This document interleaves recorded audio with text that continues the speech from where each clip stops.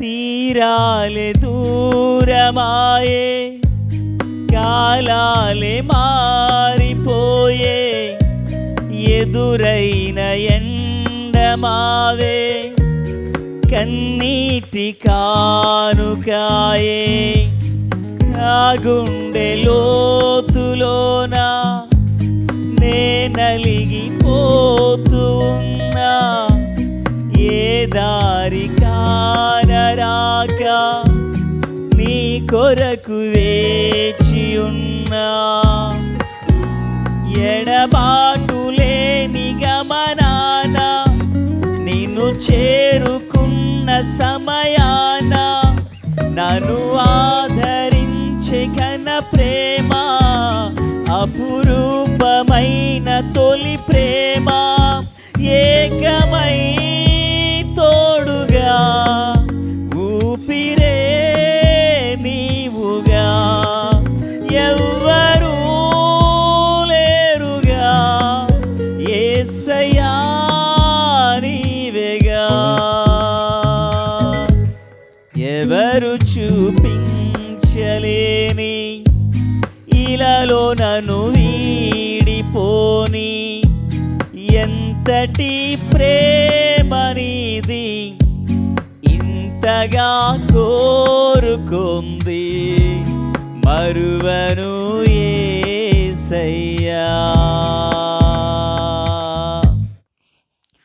ప్రభు అయినటువంటి యేసుక్రీస్తు వారి పరిశుద్ధమైన నామములో తండ్రి అయిన దేవాది దేవునికి నిత్యము స్తుతియు స్తోత్రములు, మహిమయు ఘనతయు ప్రభావములు యుగయుగములు ప్రభునకెచ్చెలును గాక. ఆత్మీయులారా, బాగున్నారు కదూ? మరో పర్యాయం మనం ఇలాగన కలిసి దేవుని దైవవాక్యాన్ని ధ్యానం చేసే కృపాభాగ్యాన్ని దేవుడు మనకు అనుగ్రహించున్నారు. దయగలిగిన ఆయన ఆత్మచేత సమభూమి గల దేశమున ప్రభు మనలను నడిపించునుగాక. ఆమేన్. గడిచిన రాత్రి మరి 21 రోజుల ఉపవాస ప్రార్థనలో భాగమై లైవ్ ప్రోగ్రామ్ని చేయలేకపోయాం. కారణం వైఫై సరిగా లేకపోవడం, 2 వాతావరణం ప్రతికూలంగా ఉండడం, సిగ్నల్ వ్యవస్థ సరిగా లేక అది మీకు పంపించలేకపోయాం. అయితే అది రికార్డ్ చేయడం జరిగింది. ఒకానొక సమయంలో మీకు పంపిస్తున్నాం. తప్పక చూడాలని వినాలని ప్రభు పేరిట ఆశిస్తున్నాం. సరే, నేటి దిన వాక్య ధ్యానమై ఆదికాండము 33వ అధ్యాయము 20వ వచనం. అక్కడ ఒక బలిపీఠము కట్టించి దానికి ఎలోహీ ఇశ్రాయేలు అను పేరు పెట్టెను. ప్రార్థన. తండ్రి దేవా స్తోత్రం. చదవబడిన వాక్య భాగం మీది. వినుచున్నవారు అందరూ మీ వారు. మీ దాసుడనైన నన్ను పూర్ణముగా మరుగు చేసి దైవస్వరమును వినిపింపచేయమని, రాకడ కొరకు రాజ్యం కొరకు సిద్ధం చేయమని, నీతి సూర్యుని ముఖకాంతి మాపై అందరిపై ప్రకాశింపచేసి ఆశ్చర్యకరమైన వెలుగులో నడిపించమని యేసయ్య మహోన్నతమైన నామంలోనికి ప్రార్థించిన మనవులన్నీ పొందియున్నామని నమ్ముచున్నాము మా పరమ తండ్రి. ఆమేన్. ఆత్మీయులారా, బాగున్నారు కదూ? ఈ వాక్య భాగమున భక్త యాకోబు దేవుని నామం పేరిట ఒక బలిపీఠమును కట్టినట్లుగా మనం చూస్తున్నాం.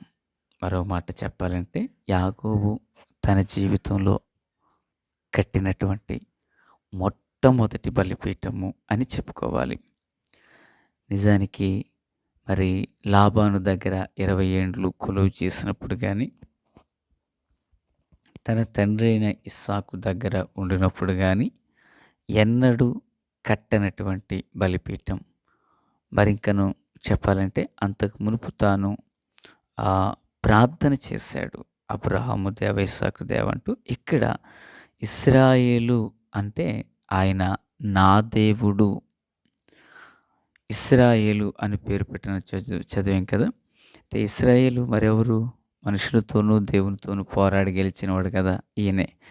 ఈయన పేరుతో ఆయన నా దేవుడు అని గుర్తెరిగి ప్రియులారా అక్కడ బలిపీఠము కట్టాడని మనం చూస్తున్నాం.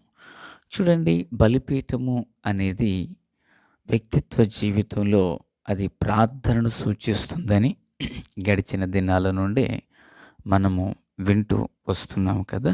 ప్రార్థనా జీవితం ప్రియులారా, ఎప్పుడైతే ఈ ప్రార్థనా జీవితం సరిగా ఉంటుందో మన ఆత్మీయత అంతగా అభివృద్ధి చెందుతుంది.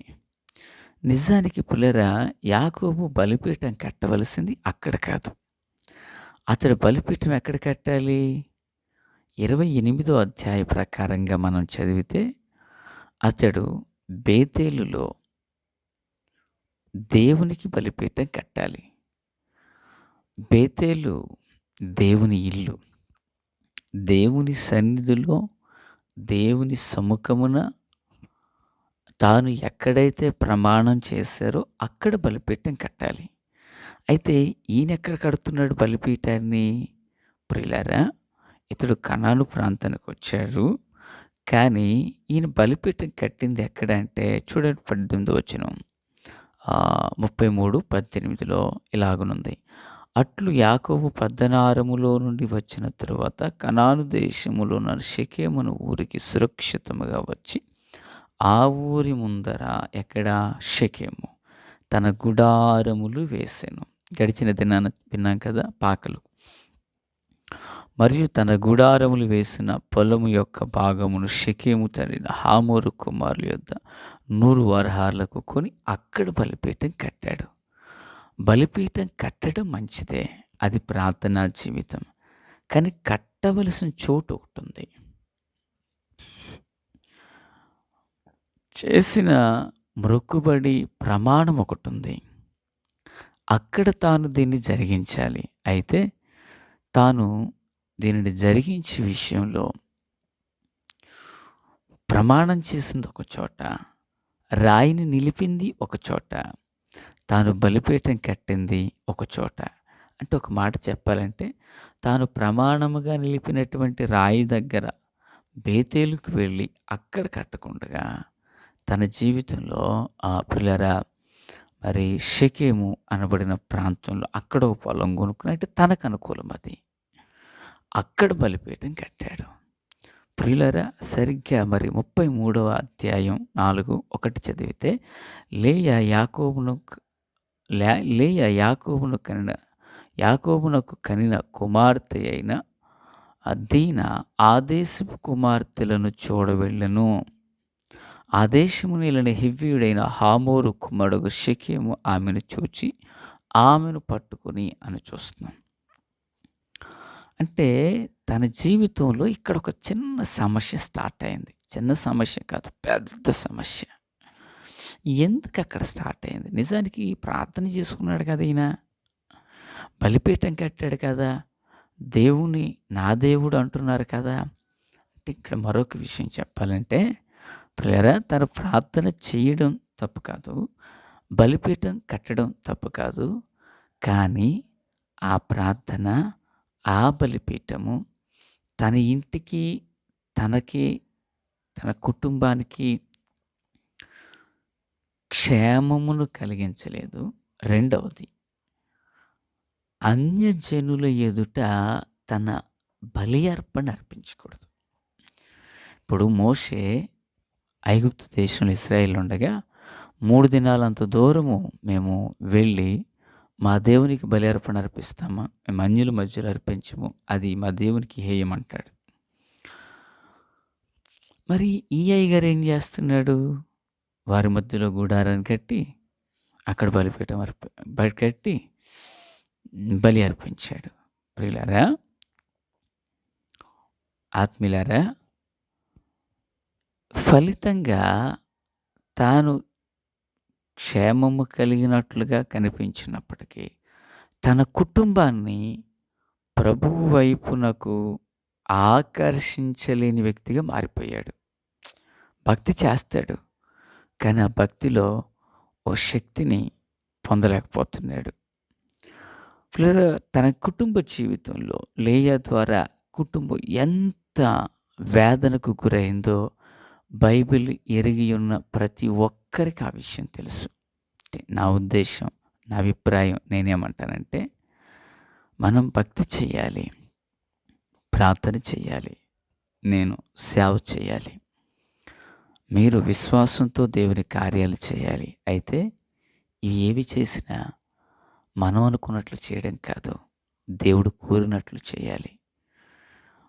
సేవ నాకు నచ్చినట్లుగా చేయడం కాదు, దేవుడిచ్చినట్లుగా చేయాలి. మనుషులు కోరే సేవ కాదు, దేవుడు చెప్పిన సేవ చేయాలి. మనుషులను మెప్పించే భక్తి కాదు, ప్రభువు మెచ్చుకునే భక్తి చేయాలి. ప్రియులారా, ఆత్మీయులారా, అలాంటి సేవ, అలాంటి భక్తి ప్రభు ఆనందిస్తారు, ప్రభు సంతోషిస్తారు. ఇప్పుడు యాకోబు జీవితంలో జరిగిన విషయం ఏంటంటే, బలిపీఠం కట్టాడు కానీ తన కుటుంబం ప్రభు యొద్దకు ఆకర్షించబడలేదు. బలిపీఠాన్ని నిర్మాణం చేశాడు కానీ తన కుటుంబం దేవుని యొద్ద నిలవలేకపోయింది. ప్రియులారా, తన కుటుంబం అంతా కలవరానికి గురైంది. కొడుకులు నరహంతకులు అయిపోయారు. ఏంటి ప్రభా అని మొరపెట్టాడు 35వ అధ్యాయంలో. ముందుగాలే బేతెలుగు పద అన్నారు దేవుడు. అంటే ప్రియులారా, తను ఇల్లు కట్టించుకునే శ్రద్ధ దేవునికి ఇచ్చిన మాట నెరవేర్చుటలో అతడు ప్రథమ స్థానాన్ని పోషించలేకపోయాడు. మన జీవితంలో ఇటు పొరపాట్లు జరగకుండా జాగ్రత్త పడచ్చు. దేవుని ఉద్దేశమును దేవుని చిత్తమును జరిగించుదుము గాక. ఆమేన్. తండ్రి దేవా స్తోత్రం. వాక్యం అందరి హృదయాల్లో ఫలభరితం చేసి మేలు చేత నింపి నడిపించండి. రాకడ కొరకు, రాజ్యం కొరకు సిద్ధం చేయండి. యేసయ్య నామములోనికి. ఆమేన్. Praise the lord.